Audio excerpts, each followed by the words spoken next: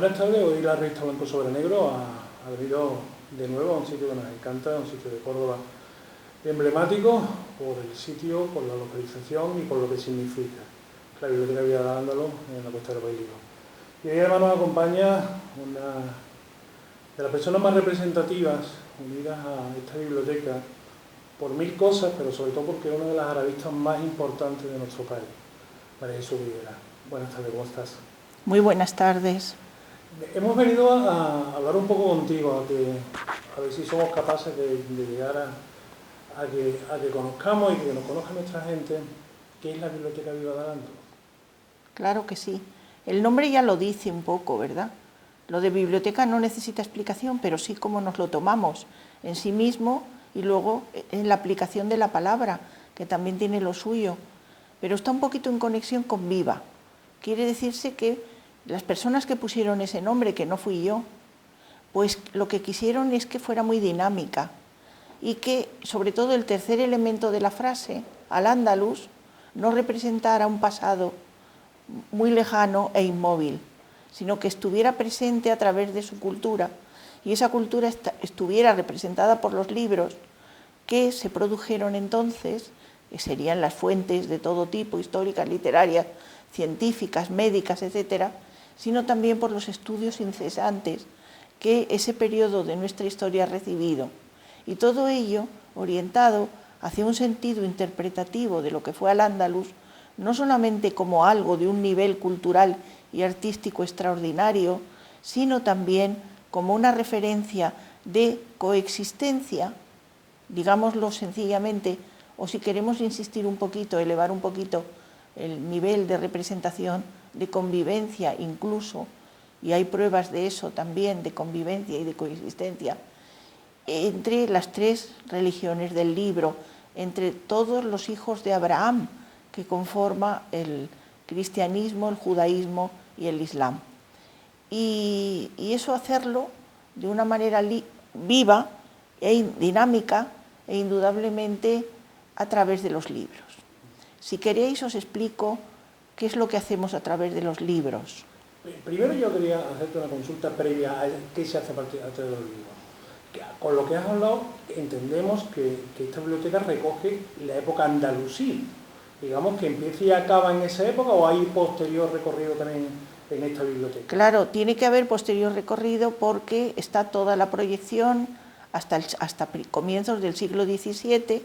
Si pensamos que la época del Andaluz es del 8 al 15, pues después está todo lo siguiente, pero además están los patrimonios, por ejemplo, artísticos o monumentales, o léxicos.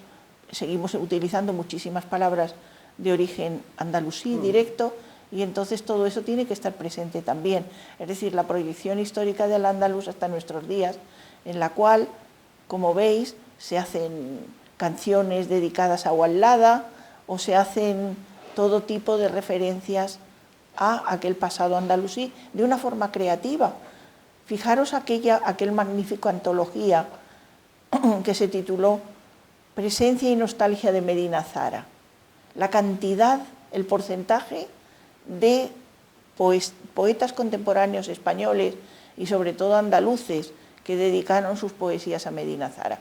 Indudablemente no era un libro completo, pero sí que era magnífico la selección que hizo García Baena de aquella temática en la poesía. Me querías contar antes un poco qué hacéis con los libros para que los libros tengan la importancia. Claro, una biblioteca con los libros, sí, bueno, leen mucho.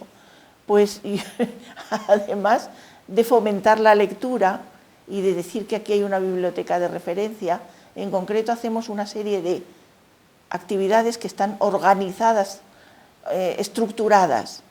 Una serie se llama Leer en BVA, y ahí presentamos libros o leemos libros que ya han sido presentados pero que merecen sus relecturas.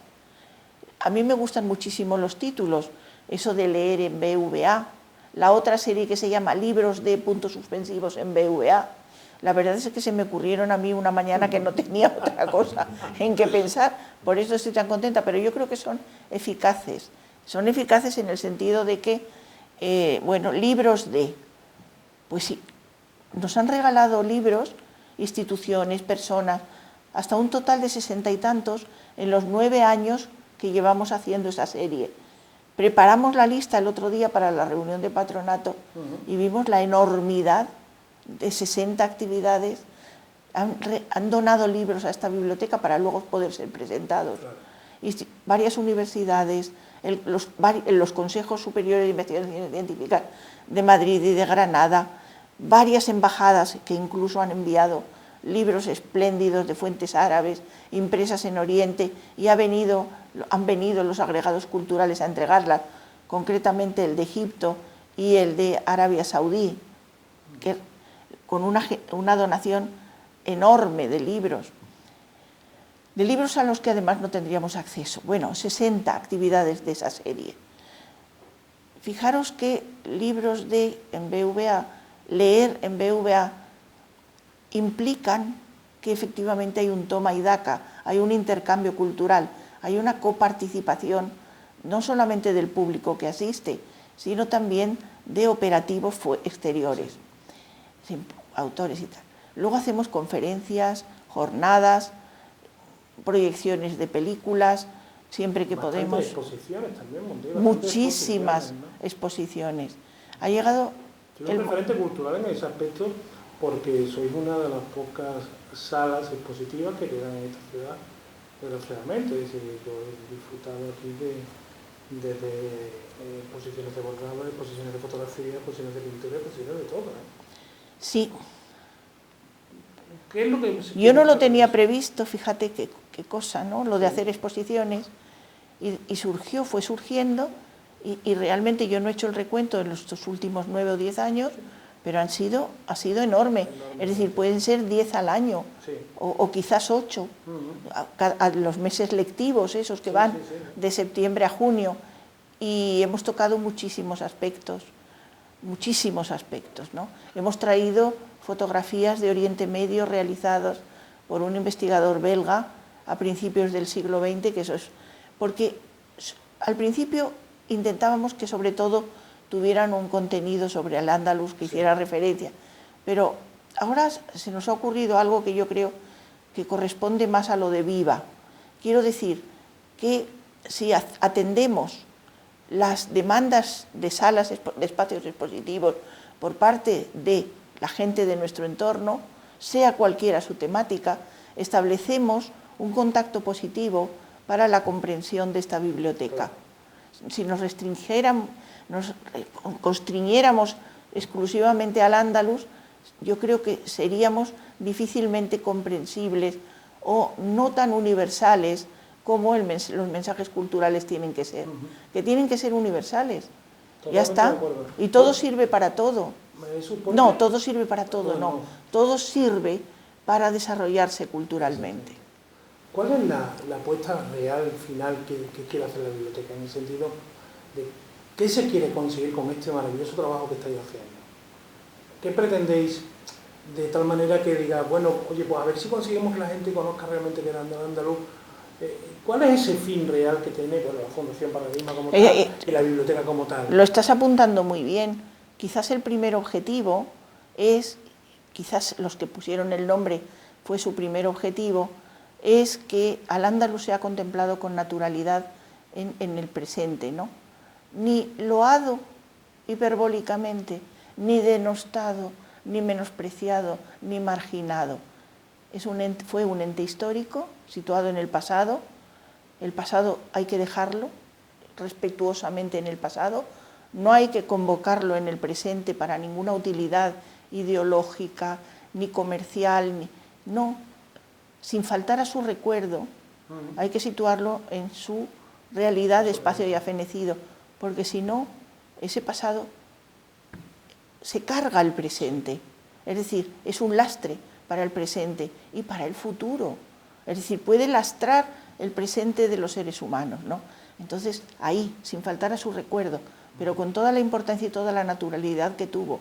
Y ese sería, efectivamente, por eso combinado con esas puertas abiertas que tenemos a todo tipo de manifestaciones, combina muy bien.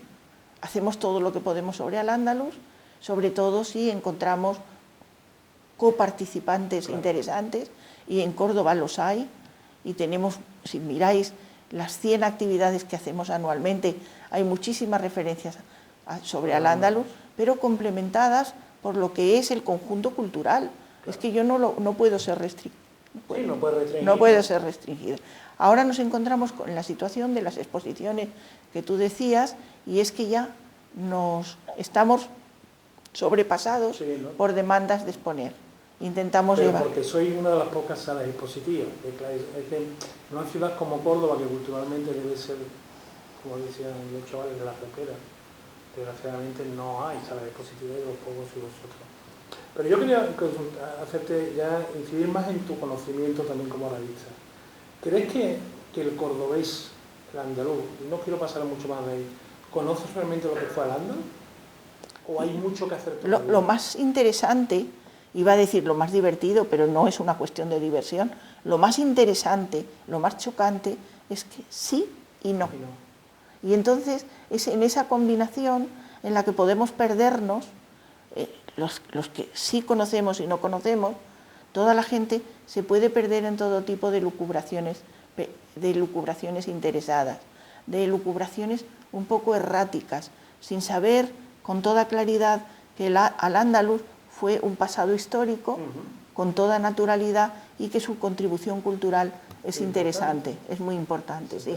Sobre todo aquí, en una ciudad como Córdoba, que tiene... ¿Tú crees que hay ¿Qué mucho, tiene? Pues una ciudad palatina... Entonces, ¿no? ¿Tú crees que la gente entiende mal la leyenda del Al-Ándalus? Por supuesto. Esa realidad. Yo creo que esa es la aportación que quiero hacer. Las leyendas... ¿no? La biblioteca quiere empezar a descubrir la realidad y que la leyenda esté, pero que esté como conocimiento, pero no como... Sí, las leyendas son muy útiles, porque reflejan todo tipo de interpretaciones del pasado, sobre las que se formularon una serie de leyendas apasionantes, como la antología de Vicente García de Diego, Leyendas Españolas, también él recopiló las leyendas universales. Pues resulta que hay, sobre Al-Ándalus, se pueden clasificar en 3 tipos: las de la leyenda, las de la conquista, las de la reconquista, y luego el reino nazarí de Granada, y se reúnen, de no sé cuántas, se reúnen 200 leyendas que tienen que ver con Al-Ándalus, y eso muestra el interés enorme que ha habido por Al-Ándalus, que ahora, si queréis, lo podemos trasladar al campo de la novela histórica, porque la producción de novela histórica sobre Al-Ándalus es enorme. Pero yo creo porque tiene ese marco de misticismo, de magia, de casi de la mil y una noche, obviamente. Claro, es una referencia. La gente está con esa referencia. Es un pasado que se glorifica en exceso, y en exceso no. Claro que los literatos pueden hacer lo que quieran, pero indudablemente desde el romanticismo, incluso desde los romances fronterizos, en los que el romanticismo, ¿no? Granada, cuyo cielo sostiene el paraíso. Damasco de la Europa, en cuyo verde esto es Zorrilla, ¿no? Y esa leyenda dorada de Al-Ándalus mueve mucha literatura, y hay que entender que el cielo de Al-Ándalus no sostenía el paraíso, por mucho que lo dijera José Zorrilla, ¿no? Entonces hay que situarlo en su sitio, aunque la creación literaria puede jugar con todos sus recursos y puede recurrir a ese elemento de maravilla. Exactamente, pero sin embargo, la mayor producción de la época real andalusí fue la poesía, y es lo menos conocido. Es decir, la poesía que se produjo en Al-Ándalus. En general conoce muy poco la poesía que se... Y hablo desde el Collado de la Paloma a lo que queramos. Es decir, realmente se conoce muy poco la poesía andalusí. Se sabe que fue una época maravillosa, literaria, sí, pero alguien lee la poesía andalusí.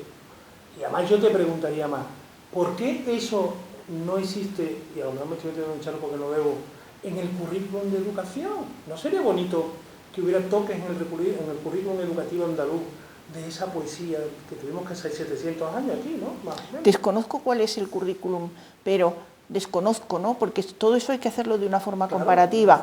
Es decir, pues ya no cabe nada más. Claro.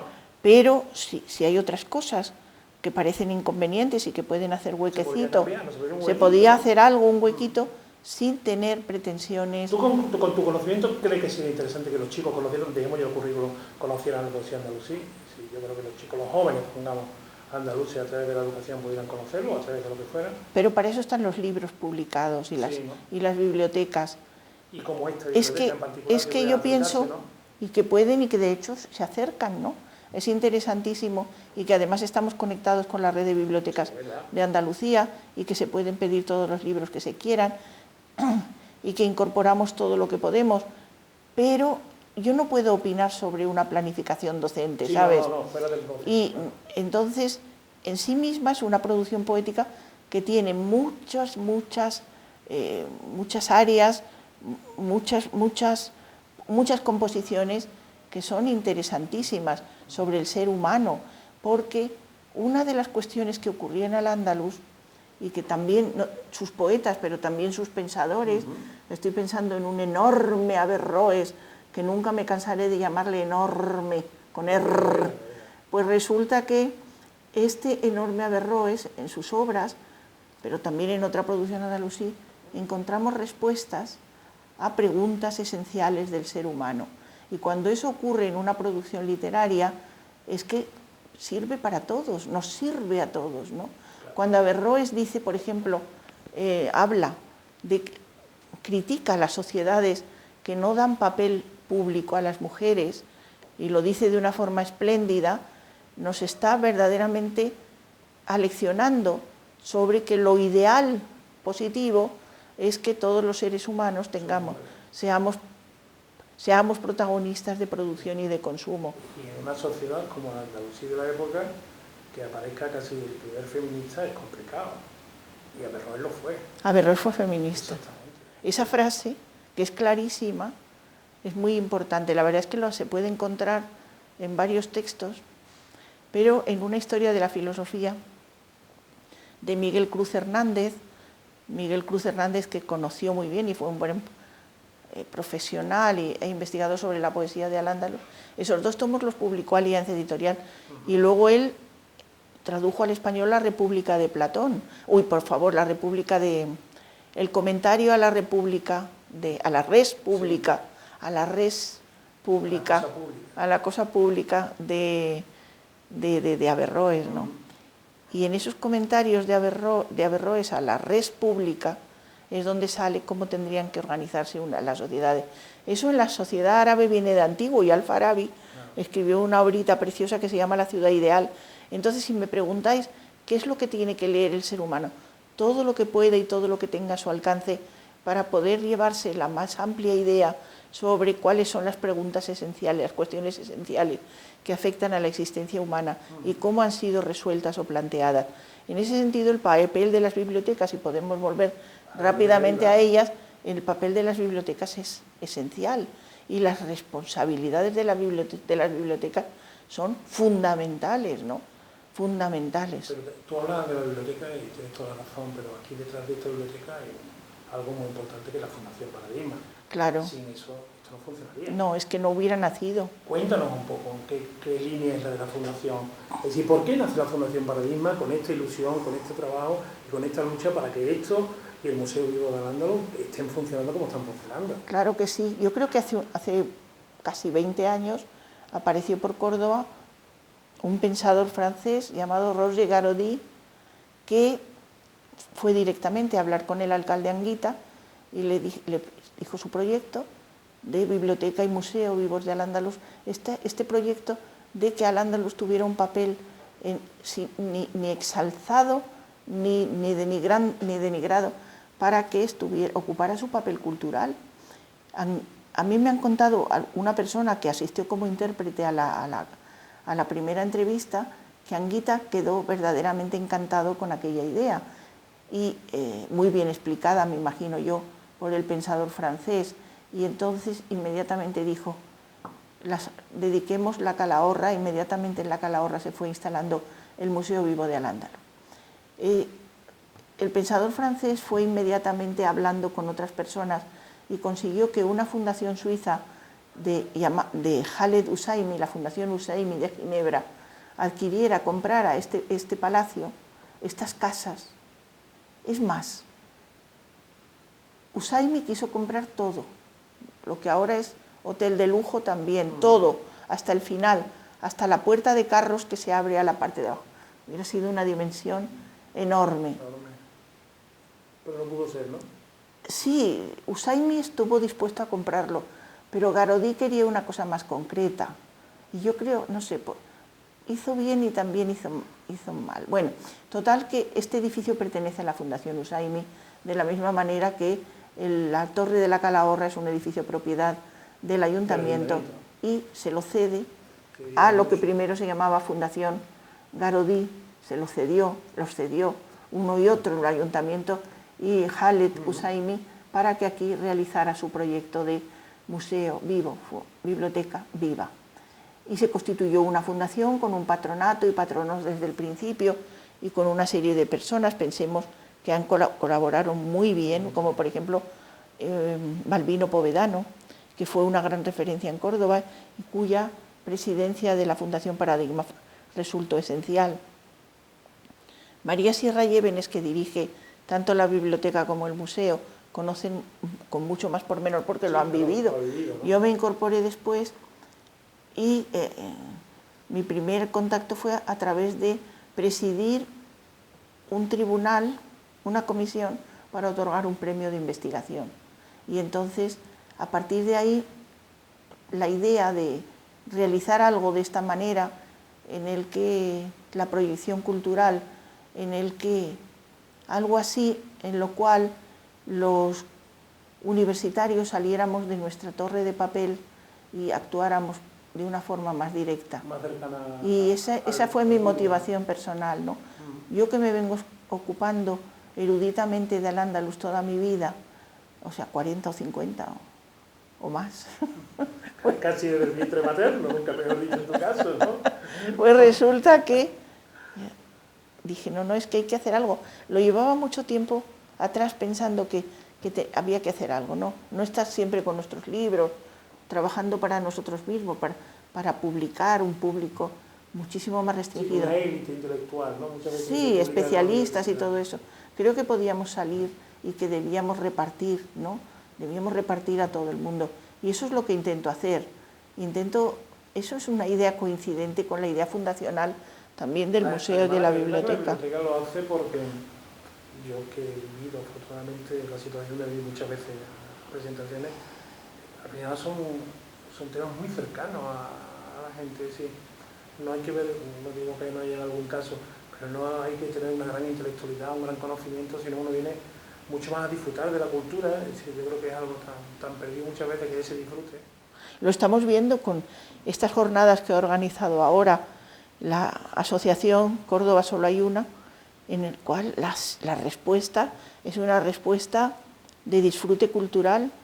Y cuando yo veo a la gente que disfruta escuchando y compartiendo, pues es que... Andalusí, y además es de poesía andalusí, claro. Que no estamos hablando de gente moderna, ¿no? No, de una poesía andalusí además tan interesante como puede ser la de Ibn Hazm de Córdoba, que es otro extraordinario. En El collar de la paloma también dice que él todo lo que aprende de niño, de adolescente, de primer adolescente, se lo debe a las mujeres.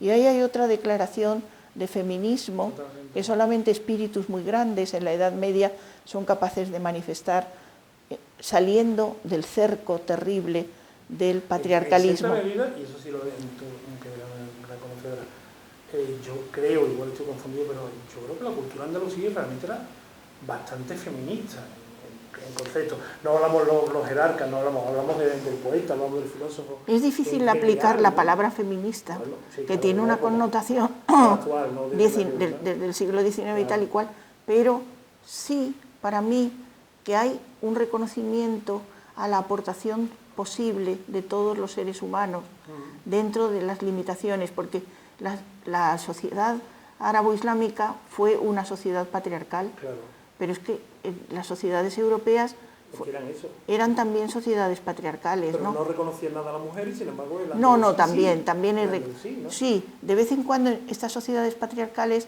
hay gentes que reflexionan y son capaces de decir, si yo siendo niño aprendí todo de las mujeres, ¿por qué se las tiene apartadas de la vida pública?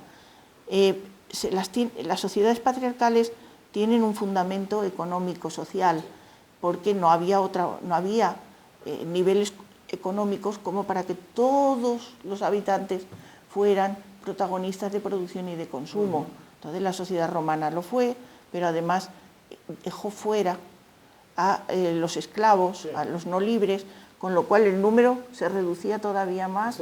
Los protagonistas de producción y de consumo, los hombres de determinadas edades, podían ser con determinadas condiciones, y entonces se excluía a las mujeres, a los niños, a los ancianos. Pero sin embargo, por ejemplo, en esta ruta que está haciendo ahora mismo la Fundación con la Asociación Córdoba Sobrelluna, acaba con Igualada, que no me quiero equivocar, fue una gran mecenas de su época, porque en el sentido de que ella, cuando se queda viuda, siempre coge en su casa al literato, filósofo y tal, y digamos es un concepto de mecenazgo, ¿no? Igualada fue una gran aportación cultural, muy interesante.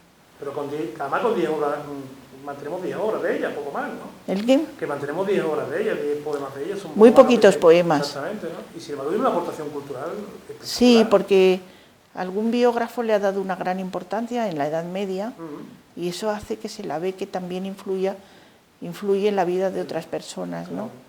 Y hay eso, Ibn Bassam, que la conecta profundamente a la biografía de otro gran poeta cordobés, como es Ibn Zaidún. Sí. Y después hay un biógrafo sevillano, Ibn Pascual, que intenta reivindicar su moral, diciendo que apenas salió de casa en 2 ocasiones para dar el pésame a familias, amigas. Es muy, muy interesante la situación de Igualada. Y la referencia la tenemos. Desde el principio ha habido en Córdoba asociaciones culturales que llevan su nombre, ¿no? Sí. Como por ejemplo la que fundó y sigue todavía existiendo, la Asociación Cultural Igualada, que fue fundada por Castejón y Martínez de Arizala. Y está muy bien que salga Castejón y Martínez de Arizala, porque él está presente, es uno de los protagonistas de la historia en el tiempo de esta casa o palacio del Bailío, que se vincula a unos Fernández de Córdoba que ejercieron el cargo de bailío, y es un cargo vinculado en determinadas zonas a ciertas responsabilidades en relación con órdenes culturales que existe en Aragón, que se llama baile y que tiene unos matices en cuanto a su actuación municipal, o está el batlle catalán. Entonces, aquí teníamos también ese cargo, y naturalmente pues acumulan posesiones y acumulan este precioso palacio que después en el siglo XVI se le encarga, y yo ya no sé quién lo hizo, pero habría que verlo, de la riqueza que es la portada, espléndida, llena de alegoría, que apenas me ha dado tiempo a estudiarla, a identificar algunas referencias alegóricas de lo que hay en una portada que merece la pena ser visitada, estar puesta en las... Porque este palacio realmente es del siglo XVI, ¿no? No. ¿O no? Es anterior. Es anterior, es anterior. Lo que pasa es que la portada yo creo que sí que es de Hernán Ruiz el Joven, ¿no? Y eso. ¿Y esa maravillosa sala que hay a la entrada a la derecha? Eso es otra de las preciosidades. Tendríamos que organizar una ruta, a ver qué se nos ocurre, y cómo la imbricamos en un área que tiene un pasado romano espléndido, y que una parte de ese pasado romano está en la parte de las casas del Bailío, que ahora son propiedad del hotel. Pero esto se podría visitar junto y conectar también con el templo romano y el foro, etcétera, ¿no? Se podría hacer una ruta preciosa. Pero esa sala, siendo ya dueño a principios del siglo XX, yo no creo que ya fuera Arizala, Castejón, sino alguien ordenó construir esas salas, que no es única en la construcción, en la reconstrucción de lo mudéjar, el neomudéjar, el neomorisco, el alambrismo, que está tan de moda desde el romanticismo y que realmente llena España de salas de ese estilo. Yo he visto por todas partes de España, o por ejemplo de teatros como el de Albacete, que es una alhambra en pequeñito, es precioso. Y una sala parecida también en un colegio religioso ¿Ves? de Cabra o de Lucena. ¿Ves? Ahí, que además ellos tienen el argumento, yo no puedo decir que sea real, no lo sé, que ellos tienen en ese centro la última puerta por la que sale, ¿cómo se llama? El que salió de Granada. Boabdil. Boabdil. La última puerta física por la que sale, es decir, el último sitio donde duerme bajo techo, no en tienda de campaña, es en ese palacete, palacio. Y entonces ellos dicen mantener esa puerta, y yo la puerta la he visto, no sé si es real o mentira, es caso, pero tiene una sala como esa, porque sí sé que tiene Sí, una la sala sala seguro, porque yo he visto alguna en una casa particular en Zafra, igual, claro. esas pequeñitas alhambras eran salones de recibir que la gente tenía el capricho, la gente que tenía dinero, y claro, es que aquí los dueños de entonces que tendremos que localizar, y en esa la participación de personas tan interesadas en la historia de Córdoba como Alfonso Cost podría ser esencial, que identificáramos con más precisión la historia. ¿Y quién hace esa sala alambrista, no? Claro. Y lo que sí sabemos son los nombres de dos arquitectos que la hacen. Uno está vinculado a los Inurria, no es Mateo Inurria, pero sí es algún hermano, algún familiar. A mí me han hablado de un hermano pequeño, y otro, ni más ni menos, es Julio Romero de Torres. O sea que es que dentro del orientalismo pictórico, que no desarrolló mucho Julio Romero de Torres, pero sí tiene algo, ¿no? Hay una tendencia. Has hablado de Alfonso Cos, y yo quería preguntarte precisamente, no por él en particular, sino en general, por esas personas que además os ayudan mucho a vosotros. Claro. ¿Qué aportación están haciendo este grupo de personas que aman y adoran tanto esta ciudad, están ayudando a la Fundación Paradigma y están ayudando a la Biblioteca Iván? ¿Cómo lo vivís vosotros desde esa fundación? Es decir, bueno, pues gracias a que tenemos gente, digamos, de pie de obra, por llamarlo de alguna manera, que están luchando todos los días. Es que si no, esto no podría ser. Esto es tan fundamental que, vamos, es que yo lo admiro, lo cultivo, hago lo que sea, dentro de que yo vivo en Madrid y que tengo que venir puedo venir muy esporádicamente. Entonces, pues es que si no sería imposible, ¿no? Claro. Es que es que apenas cumpliríamos con nuestros objetivos, porque ellos no solamente hacen actividades y además suelen ser muy buenas. Yo sé que se esfuerzan y que este sitio les gusta y lo miman y lo quieren, y la idea de compartir cultura históricamente, desde la historia, pues resulta que no podríamos, no se podría abarcar todo, ¿sabes?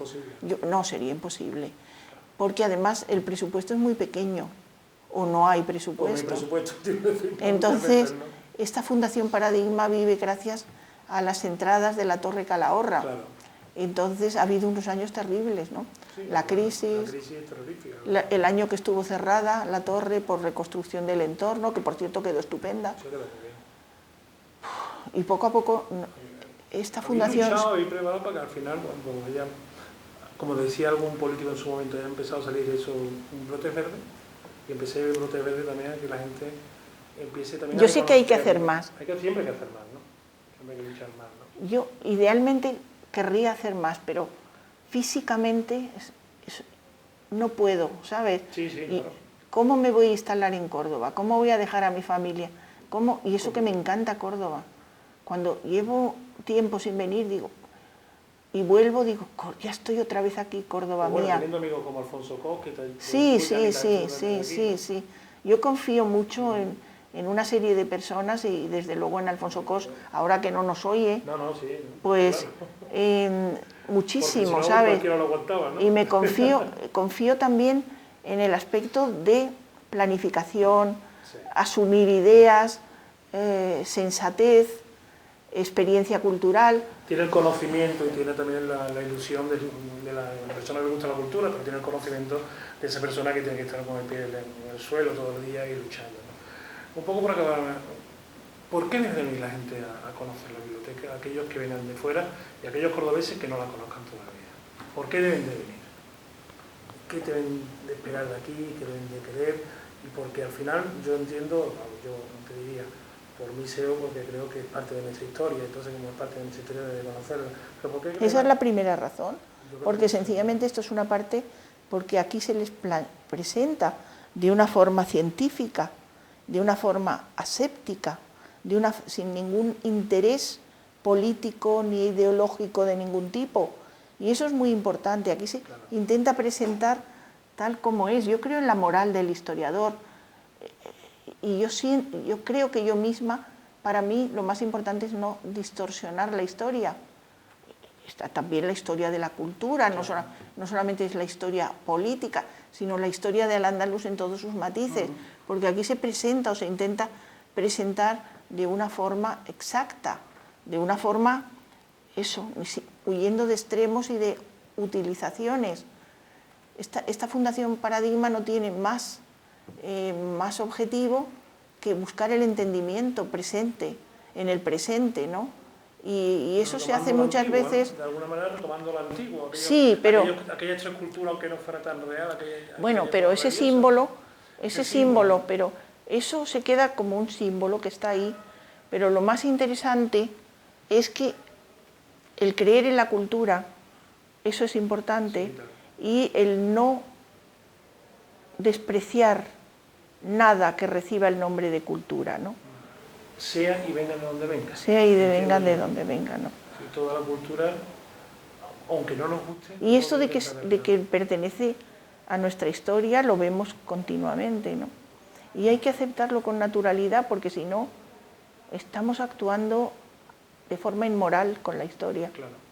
Y eso es lo que intentamos toda la historia, ¿no? Nosotros hemos hecho ciclos sobre época romana, sobre todo, porque todo es importante. Todo es importante. Todo es muy importante. Porque además llegamos a esta época porque todo lo demás anterior ha pasado, entiendo yo. Es decir, la historia al final no deja de ser el presente, en cuanto que es la forma de cómo llegamos hasta aquí. Si este presente nos ha traído a través de toda esa historia, ¿no? Y todo ha hecho falta que haya ocurrido. Y luego está también cómo ha sido interpretada, ¿no? Claro. Cuando, sobre todo, bueno, los ilustrados también, cuando se empieza a intentar indagar cuál es la identidad española, el papel de Al-Ándalus fue importantísimo y fue objeto de unas polémicas a favor y en contra que siguen durante todo el XIX, pero estallan con la generación del 98 y luego con los conflictos que conducen a la guerra civil o que están presentes en la guerra civil, y cuando intelectuales como Américo Castro y su escuela hipervaloran la postura española, la postura andalusí, el papel andalusí y la identidad española, diciendo que es el resultado de las tres culturas, o en el lado él y todos sus discípulos, que además han continuado hasta nuestros días, sobre todo en universidades estadounidenses. Y en toda la interpretación contraria está Sánchez Albornoz y todos sus discípulos también hasta nuestros días, en que hay un rechazo de plano del periodo andalusí, y es la vinculación, es el continuismo con lo visigodo, y hay esa enorme continuación en el que prácticamente nos saltamos al Al-Ándalus. Y claro... Bueno, saltamos un montón de siglos, ¿eh? Sí, y de contenidos. Pero yo personalmente estoy en una posición intermedia, no es intermedia, es que no me gustan ninguno de esos dos extremos. Claro. Y entonces es un reconocimiento a una parte histórica, como me podía haber dado por estudiar y hablar y trabajar sobre el siglo XIX, que también es apasionante, claro. Y el XVIII y el XVII. Claro, época siempre, ¿no? Por época, pero claro. ¿Por qué nos vamos a privar? A diferencia de nosotros, y Portugal, que también formó parte de Al-Ándalus, todavía no se llamaba Portugal, pero lo contemplan con una forma muchísimo menos pasional y natural. Es decir, ahí está Al-Ándalus, en el pasado histórico de Portugal, y no hay problema en que se les dedique atención sin necesidad de subirlo por las nubes ni de ignorarlo. Entonces, la postura de Al-Ándalus, la postura de Portugal en relación con Al-Ándalus, a mí siempre me ha interesado muchísimo, aunque también hay excepciones, claro. o alguna excepción, pero alguna. Sería la más centrada, digamos, de alguna manera, ¿no? Sí, sí, Alejado de los extremos. han sabido en general asumir su pasado sin cortes raros, ¿no? Sin cortes, pues sí, está ahí. Bueno, sí, ¿para qué vamos? Quizás con una excepción, porque estoy pensando en Herculano, que hace la teoría de la despoblación del Valle del... Pero en siempre general, siempre hay gente que tiene que romper con algo. en general, Portugal y los mismos franceses, en medio de todo, hace poco visité el campo de batalla famoso de la batalla de Poitiers, y han hecho un museo, y entonces, un museo al aire libre, y en la puerta del museo pone «Ici, deux civilisations se sont repoussées». Aquí dos civilizaciones se han rechazado, ambas tienen mucho que darse entre sí. Claro. Y eso en un campo de batalla tremendo, como fue el de 732 en Poitiers, ¿no? Y entonces, la historia puede ser interpretada de muchas maneras, podemos ponerlo en la base de que hay que lanzarse contra los enemigos, pero la propia creación de enemigos es un error. Si el ser humano... La necesidad de crearse el enemigo es un error. Es un error. Siempre. ¿Verdad? Sí. Es más fácil tender la mano, no es más fácil, pero no, tener una sería lo mejor tender la mano. Es que nos vamos a ir a la porra. La humanidad va a saltar enfrentada en los pocos rincones. Que quedan todavía por no enfrentarse, que son pocos. Entonces, seamos pacíficos, ¿no?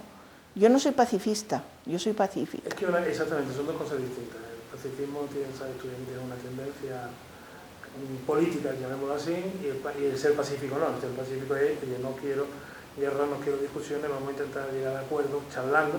Que además yo creo que si ya los griegos lo hacían, y antes que los griegos también lo hacían haciendo gente, que 2000 o 3000 años después podemos seguir haciéndolo, ¿no? Que eso de charlar que no pasa nada. Que además es muy cómodo y muy útil.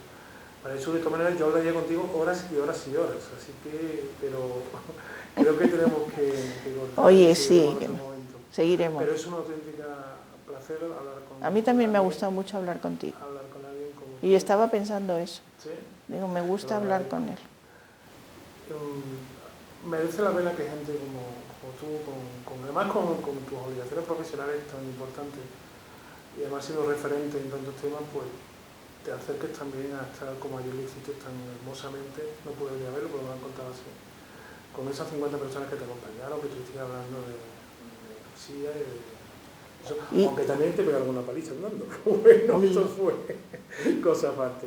Sabéis que estoy muy contenta porque recibí la fiambrera de plata hace unos años, y la verdad es que para mí fue una gloria inmensa, claro, ¿no? Porque justo era ese conectar con el conjunto social.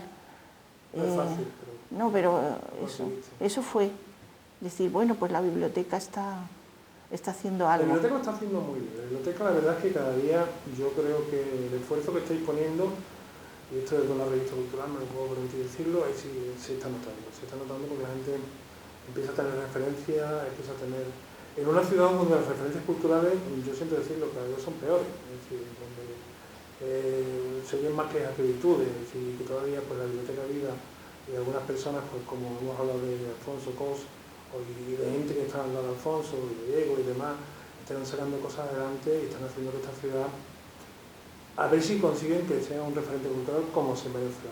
Ojalá. Sin lugar a dudas. Y la Fundación Paradigma, la biblioteca... Hace lo que puede, ¿sabes? Mucho hace lo que puede.